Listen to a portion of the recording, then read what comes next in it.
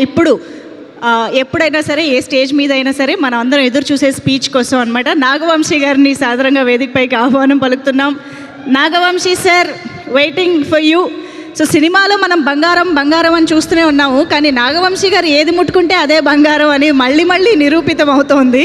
నాగవంశీ గారు sir, stage పైకి వచ్చేసేయండి.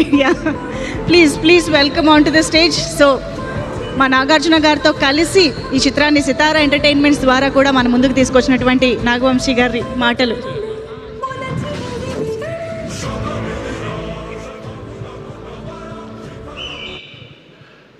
చాలా రోజులు ఏంటండి అకినానికి అభిమానులు కలిసి, మీడియా వాళ్ళు లేకుండా అభిమానులే కలుస్తున్నాం.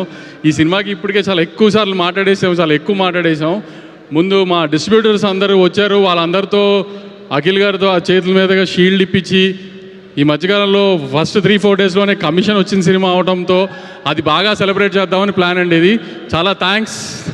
మాకు ఈ ఫస్ట్ 3 రోజులు బాగా కోఆపరేట్ చేసి థియేటర్లు వేసి షోలు పెంచి ఈ రెవెన్యూ తీసుకొచ్చిన డిస్ట్రిబ్యూటర్లు, ఎగ్జిబ్యూటర్లు కానీ చాలా థ్యాంక్స్ అండి.